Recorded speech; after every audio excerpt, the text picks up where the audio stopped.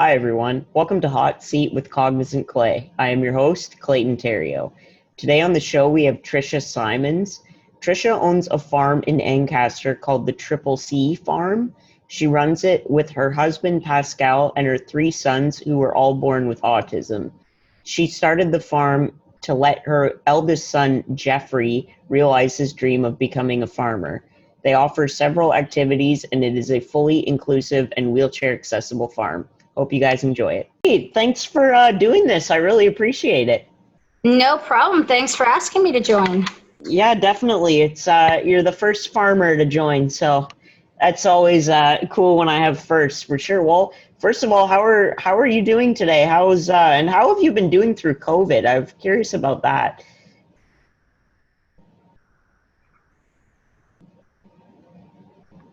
Oh, you're frozen. So today we're pretty good. It's a beautiful today.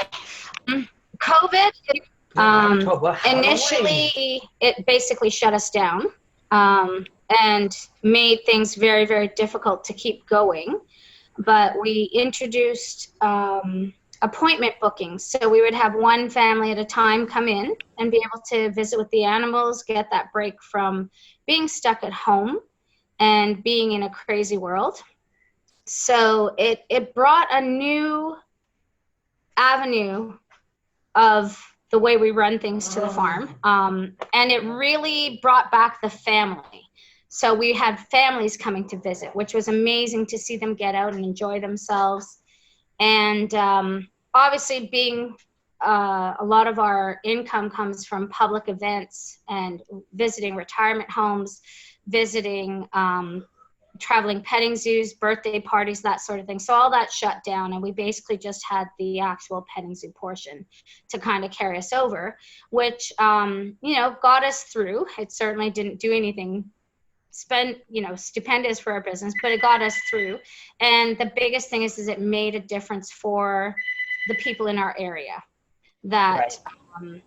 They were able to get out and do things and experience things that they couldn't before. So it's kind of impacted us good and bad, Definitely, and it's affecting everyone, and you just got to do what you got to do, right? It's not easy. So for my viewers, so you are actually a mother of three sons, and all three of them have autism.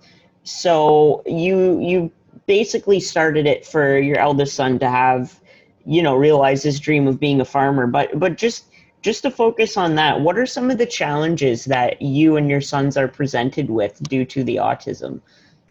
So all three of them are different levels. So I cover the whole spectrum. So I get to speak across the entire spectrum. I have a very high functioning, I have a fairly low functioning, and I have one of those middle to high functioning type guys. So it's presented a whole host of different challenges throughout the years with them, especially language and communication. That's always been the hardest, and you see a lot of behavioral problems due to the lack of ability to communicate what their needs are, what their desires are.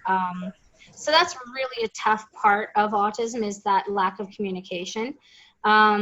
So over the years, it's, we've done lots of different things. We did intensive verbal behavior therapy. We've done speech for years. We did everything. Horseback riding, occupational therapy, the whole shebang. And when Geoffrey decided he wanted to be a farmer, I always thought, okay, that's an awesome thing to do, but how is he ever going to be a farmer? We didn't know where he'd be at that time. He was only 8 or 9 when he decided he wanted to be a farmer.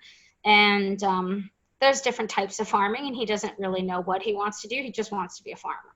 And I think a lot of it just has to do with being around the animals, because they don't demand things of him. They don't make him talk. So it's a lot easier to be around animals because it's more of a silent interaction, but you still get a lot out of it. So yeah, him being a farmer, it was an interesting thing to kind of do. And I've always had a love for animals. So I was like, hey, one of my guys got this love of animals. But it has done so much for all of them in terms of having this lifestyle. And in terms of COVID, our lifestyle didn't change because we still have to get up every day. The animals still need to be fed. The stalls still need to be cleaned. And it didn't change a lot for my guys. So that helped us through COVID, really, because I wasn't now stuck at home with my kids, because we still had the same schedule and routine, which was really lucky for us. But it's taught them so much in terms of responsibility, taking the initiative. You know, even my very low functioning young man now, if he walks by and sees a pile of dirt, he'll go and grab a wheelbarrow and a shovel and scoop it up and put it in the garbage. Whereas years ago, before the farm, he wouldn't have had that sort of attention, or that attention to detail. So it's helped them so much in skill building and just more life experiences, and in general, having a better life. With guests coming in and out, it's requiring them to be a little bit more communicative. So, you know, they'll say, "Hi, how are you? Welcome to the farm. You know, my name's Richard. What's your name?" So it's bringing out a lot of more social interactions for them. So it's hit kind of every level you could want to hit within the autism treatment spectrum, which has been really nice.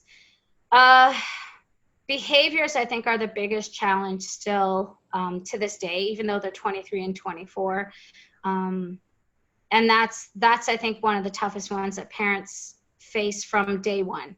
Is, why is my kid screaming? Why are they tantruming? Why aren't they following directions? They did this yesterday. Why can't they do it today? So autism is one of those really fascinating and weird beasts that no day is like the other. And it's a continuous teaching and learning experience. Definitely. And that is so great that they're learning to be responsible, because there's some people that age that are able-bodied that don't have that much responsibility, and it's definitely good. And as a mother, what have you learned from the three of them throughout your life with them? Oh, patience, a lot of patience. I've realized that I have a lot more strength within me than I could have ever guessed, in terms of the different hurdles we've had to face. You know, there's always a sibling sort of rivalry that happens between brothers and sisters. And typical kids can get through it. You know, they have their little fisticuffs and they get over it and everything's fine.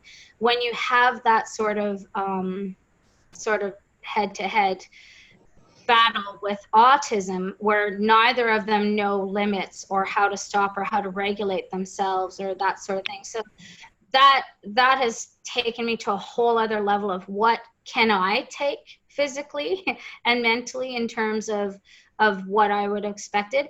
And they've taken me to places that I don't think growing up I would have ever thought I would be. Autism puts you into a totally different world, and they brought out a lot of stuff in me. I used to think I was very shy and I didn't like to be around people.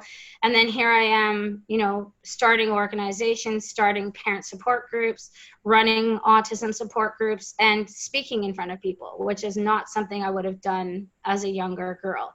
So they've pushed me to be more than I probably would have been without autism in my life, and given me a good knowledge of, you know, recognizing when I have had enough and that I have to step away and just close myself in my room and take a time out. So a lot of more self-realization, I guess, and just a strength that I really didn't know I had before. Definitely. And it's I think any disability really teaches you patience as a parent, especially. Like, my mother is the most patient person I've ever met, and I think I ever will meet, because just, you know, I was slower at things, and it might not have been a mental disability, but it was definitely a learning experience. And what advice would you give to a parent who may have recently gotten a diagnosis of autism in one of their children? So the biggest thing is you're not alone. Okay, don't feel alone in this. We've all gone through it, and in varying degrees, and everybody has their own battles. So don't feel that you are alone, and you can get through this. It is possible. I had 3 of them. I didn't have a typical child. I only had 3 boys with autism. So all I knew was autism. So it's harder, I think, for families who have a typical child and then have a child with autism, because they're like, well, but so-and-so did this and they're not.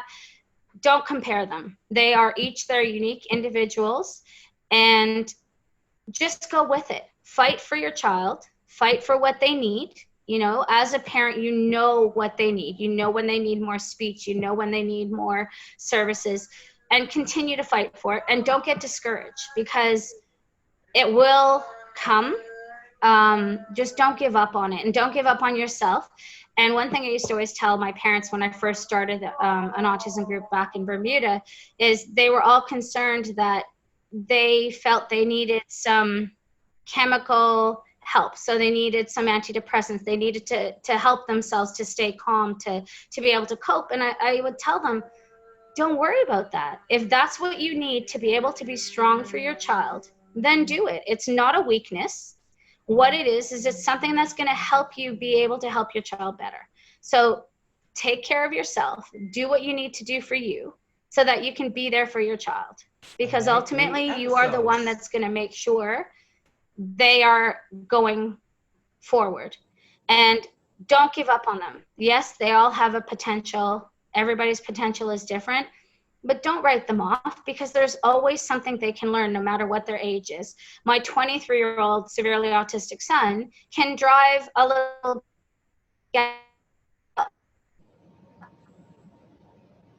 it's called a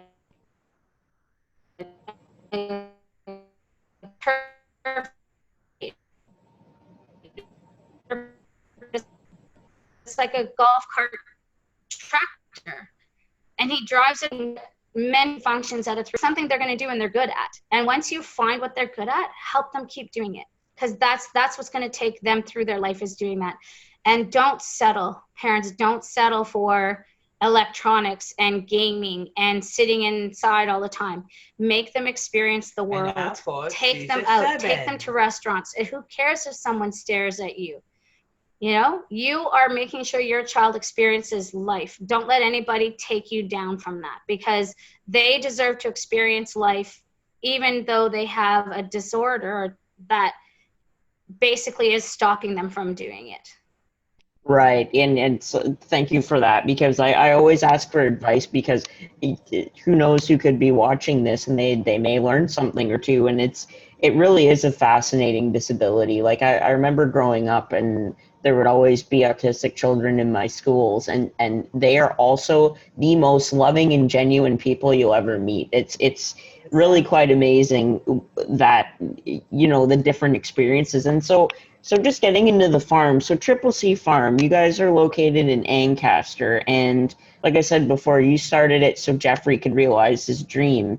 Do you kind of remember when it clicked that you wanted to run a farm on your own? So I think growing up, I've always had a love of horses, and I think I always wanted to be involved with horses and be involved with animals, because I've always been an animal lover. And it really came home when Geoffrey just kept saying he wanted to be a farmer. And then I had a couple of horses myself, and I'm paying rent and I'm paying board. And together I could be paying that and taking care of the animals myself. And I think that's when I kind of went, yeah, that's what I really need to do. The boys had been at a riding program, and I started volunteering as a leader and as a helper for that riding program for disabled individuals. And I found so much peace and happiness myself. Like, it was like I found my niche again in life. Having been involved in autism for 20 years, I'm just like, where am I, right? I've lost myself. And then getting back into the horses, I found where my passion was again. So when we decided to buy a farm and start going, I said, I want this to do for my kids, for other people's, because when kids reach 18, all of a sudden they're miraculously cured, because all your services end. You have to reapply for funding. You have to dig for services that really aren't out there for adults, because for some reason everybody thinks when you turn 18 you cured, and that's not it. That's when they need the most support, because they're transitioning into that adulthood. And I've always been very pushy, I guess, with my guys, that they need to learn their life skills. You need to learn how to do your own laundry. You need to know how to do dishes. You need to have all these skills, because eventually mommy has to leave home because you're not going to grow up and leave home. So mommy has to leave home. But I want you to be as independent as possible, because you have that ability. And it makes them feel good accomplishing all of these tasks we give them. They, like us, feel rewarded when they get a job done and they get praise or rewards for doing that job. So as soon as we got this, and I said, you know what, I want this to be a place where families, first and foremost, families with adults with special needs, or anyone with special needs of any age, can come and feel safe and not judged, where they can enjoy time as a family, where no one's going to look sideways if their 25-year-old throws himself on the ground in tantrums. I don't want anyone to feel bad about that. And so that was the first thing. And then it was like, well, now we need to get these adults here and teach them these skills, because if they can sweep a barn, they can sweep their room in their house. If they can shovel poop, they can shovel snow off their driveway. If they can, fill the hay bags or wash the buckets, they can transfer that to other skills outside of the farm.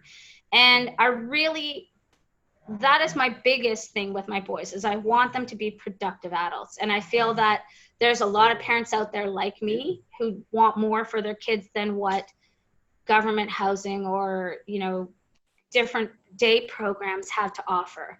I looked at a lot of day programs planning for my guys to become adults. And I'm like, what are they going to do when they get out of high school?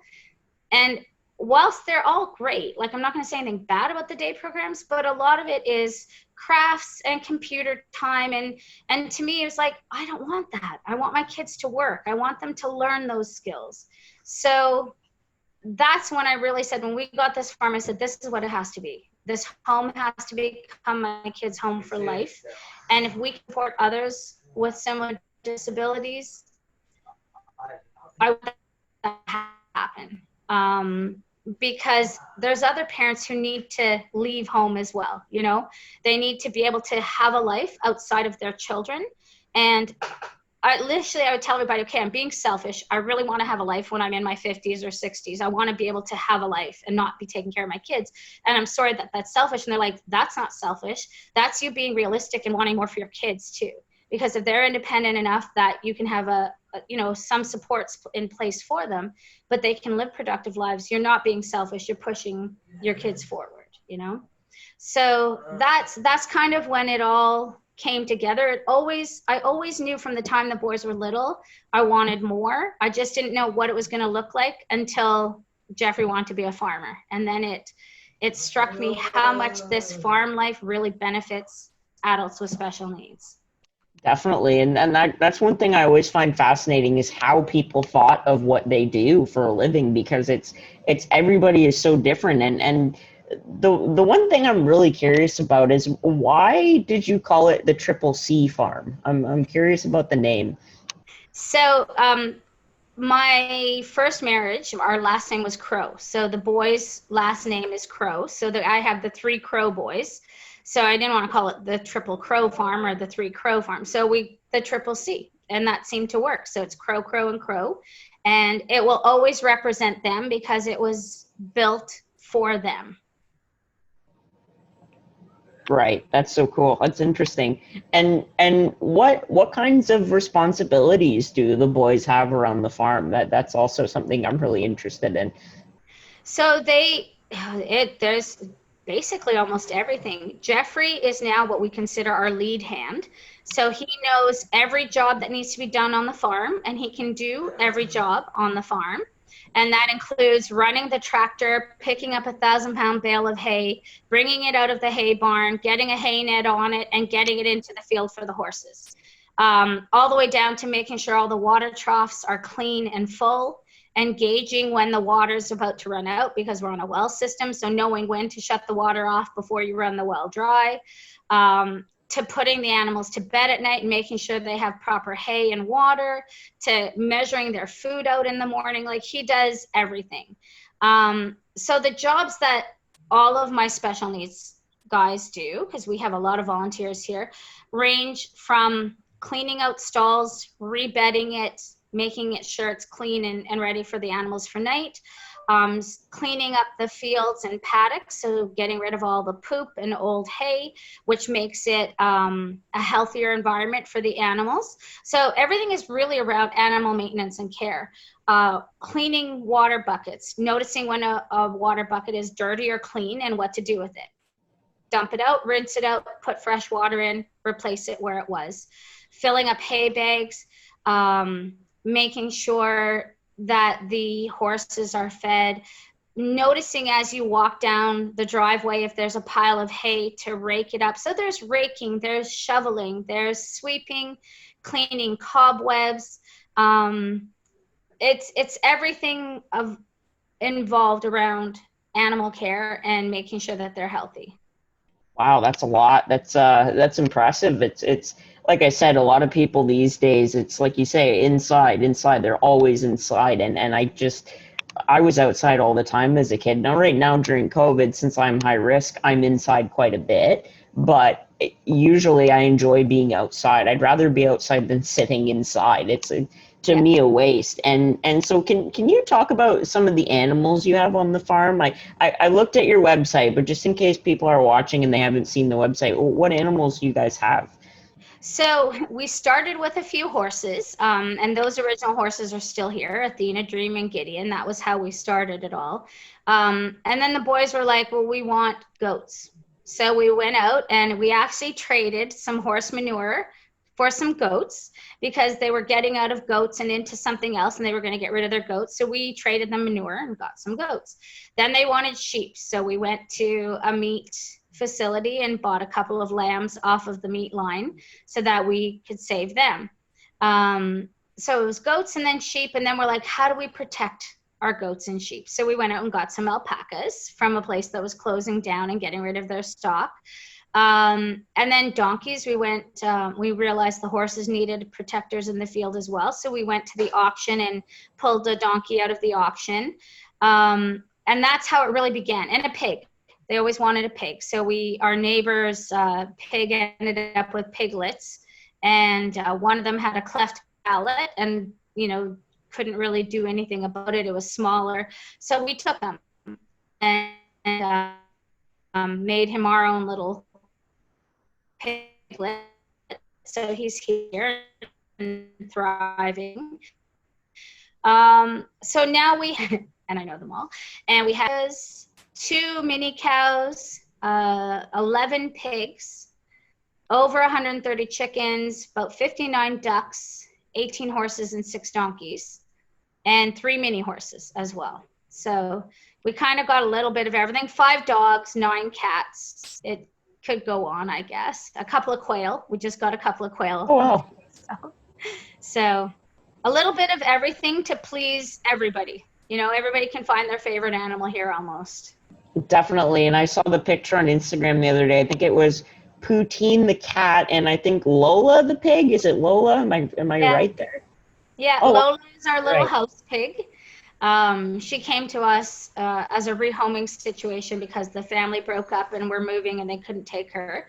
So she had lived in a little house inside all the time. So they asked if we would take her. She does live in the house with us at night, but goes outside every day and gets some fresh air, but loves the dog beds. And my little Poutine, she was from a rescue in the area as well. And she just loves anybody who'll cuddle with her. So she's pretty happy, but it's interesting because one of the biggest comments we get from visitors is your animals are all so friendly and they all get along. Like, how do you do that? And, but the only thing I can say is, well, I don't give them any reason not to be friendly and I don't give them any reason not to get along. So they have plenty of food. They don't have to fight for food. They don't have to fight for attention and they don't have to fight for care. So they get, the vet is called out whenever anything is untoward that we don't like. And we do nothing but love them back. So there's no reason for them to be any other way than what they're doing. So it's fun to have this many different varieties living together and getting along. It just shows the world that it doesn't matter what breed or what species you are, you can get along. You just have to be happy and work with it, right? Exactly, and it's just so fascinating. I've always loved animals too, so they're better than people. I'll say it personally. Like I love people too, but animals are just, there's something about them where they're just so innocent, and if you love them, again, they'll love you back, and that's really all there is to it. And so what kinds of activities do you guys do? You talked a little bit earlier, but just for people who might be interested in visiting, what do you guys provide for guests? So in COVID times, what we're doing now is you have to make an appointment to come and visit. That visit gets you into the petting zoo with all of the animals. So you get right inside. We show you how to hold them and cuddle them. You can pet every single one of them. We've seen little kids curled up in the middle of like a goat huddle. All the goats are laying on the ground and they plop the little kid in the middle of it and they take pictures, and the kids just loving it. So we have that petting zoo portion. And then when you come out of the petting zoo, we provide you with duck food so that you can go down and interact with the ducks, and the chickens always join in. So I say it's duck food, but the chickens join. And you go and you get to feed them right from your hand, which is another experience. So a lot of kids are getting to touch ducks and chickens that they would never have been able to do before. You can visit with the horses and the donkeys. You can pre-book a hand-led horse ride, so like a pony ride, but on a full-sized horse here. And that gives so many kids, we've done from 18 months to 92 that have come and gotten on one of our horses and gone for a ride. And it brings so much joy to the people, but it does also to the animals. Like I think my horses know when they've got a happy person on them, and it makes them feel good too. They love their jobs. So that's the main part, is that visit. We also do birthday parties here. Everything is outdoors at the moment, obviously. So we have different packages for birthday parties, which have become very popular in the last couple of years and have started picking up a little bit this fall. We do goat yoga, which is a totally fun little thing to do. And we've just started a parent and taught yoga where parents can come with their 4 and unders and experience a goat yoga. It's more about a family bonding experience and having that together with your child, because there's not a lot, especially in COVID times, that you can do where you really truly get interactive with the animals like that. We also do, which is another fun thing, movies with the animals. So we have a very, very large dome. We cordon off a huge section of it. It stores our hay and our tractors and stuff like that. But we open up a big section of it, have a big blow up screen, and we show a movie, and everybody has their own little safe bubble. And then we run in all like 90 some animals, and they all come in and they curl up on that interaction as well. We do also offer a traveling petting zoo. So if you are unable to come to the farm and you want to have some animals come to your backyard for birthdays, anniversaries, special events, we can bring the animals to you. We do retirement home work. Well, we did pre-COVID, although we are starting to pick up a few more of those again, where it's like a goat therapy. So we bring in baby goats to the residents. They get to snuggle them. They get to sit on a couch with them. Sometimes we bring an alpaca or a mini horse, and they will walk through the halls and visit those who can't get out of their rooms. We've recently been doing the outside window walk. So we walk around the outside of the first floor and visit each resident at their window with the animals. And that's been a big hit as well. And we have a telegoat, or we call it a telegoat. So like a telegram, where we would show up at your loved one's place of business or backyard. Right now it's mostly backyard, with a goat and a bouquet of flowers, and they get to snuggle a goat for a period of time. So that's becoming much more popular as well, especially in these times. We've done bridal parties, and we've actually showed up on wedding days where one groom asked us to show up with baby goats the morning of the wedding to help his bride that morning. And so that was a pretty special day too. So we do what no other companies really do, or businesses or farms. It's a very, very different thing, and it's all based around bringing love, happiness, mental health, mental well-being to the community to help you.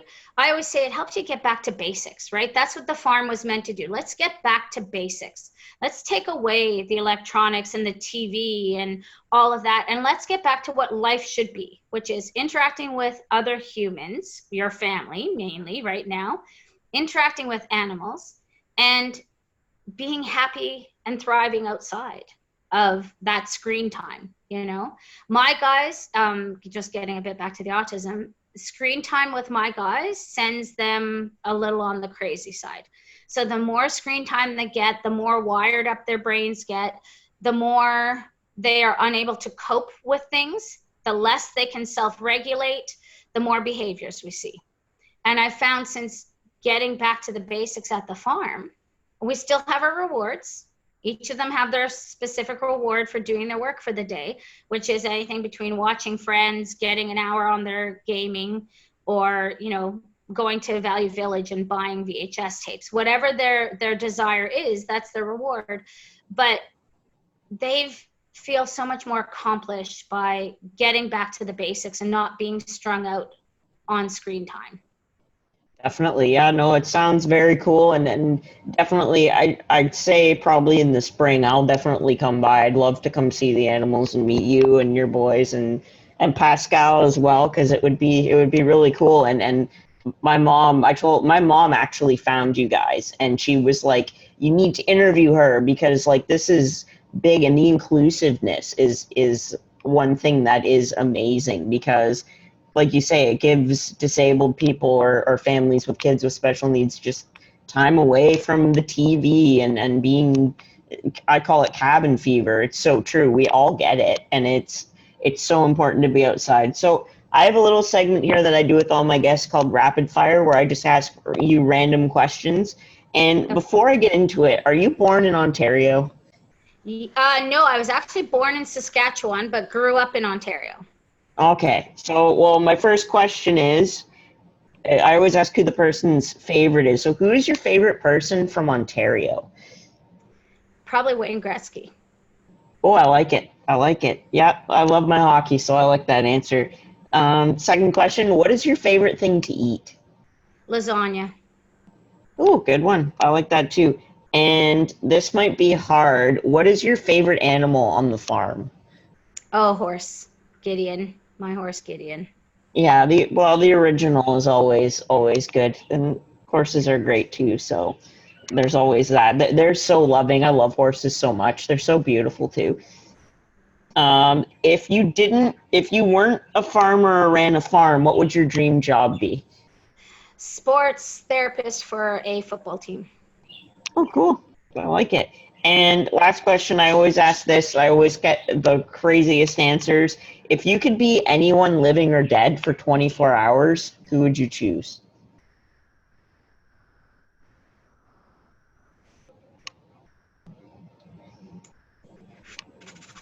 Ooh.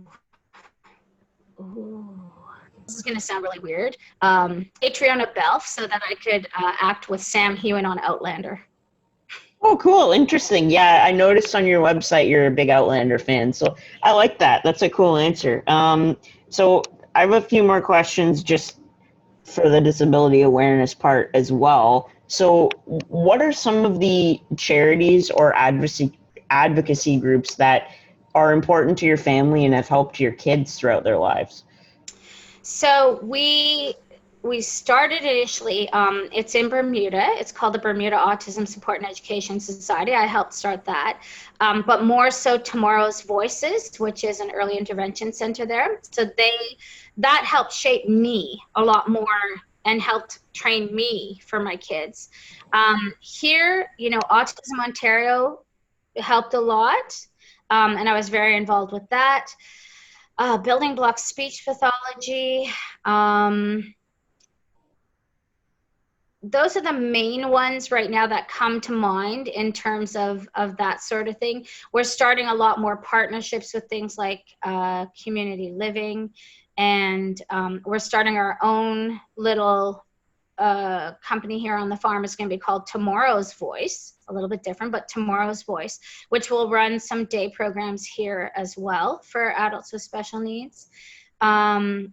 I love CNAF. We do a lot of partnership with the Canadian National Autism Foundation. So we help them with their charity events. They support us. That's been a really great partnership that we've had. And TEED, TEED, the Equestrian Association for the Disabled, that really got me to where I am now. Being involved with them helped bring back that love of horses and lead me to where I am with Geoffrey and the boys. So those are all, and we still do a lot of stuff with TEED as well in terms of, if they need help with their horses and moving them and stuff like that. So I still have a tie with them. I don't have time to volunteer anymore. I wish I did, but they know I'm always here. If they need me, they can call me and I can be there. But those would be the ones here. Woodview is another organization that has helped a lot with the boys. Woodview Learning Center they went to for when we first moved back from Bermuda. That was the school they went to. And I think it really did start them on the right path forward. So that's been a really nice having had them in our life. And the boys now as adults still go to some of the adult things once the real world comes back. Pre-COVID, they were involved in adult programs there. So yeah, I think those are the main ones that I can think of.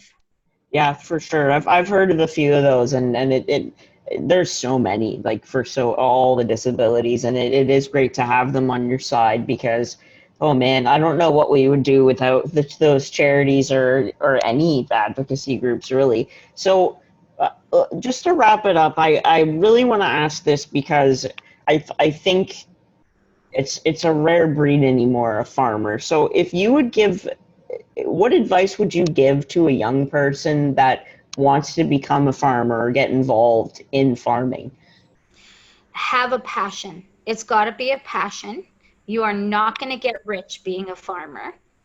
The payoff is what you get internally from the animals and from the work that you do, knowing that what you're doing is making a difference beyond a financial remuneration for you, right?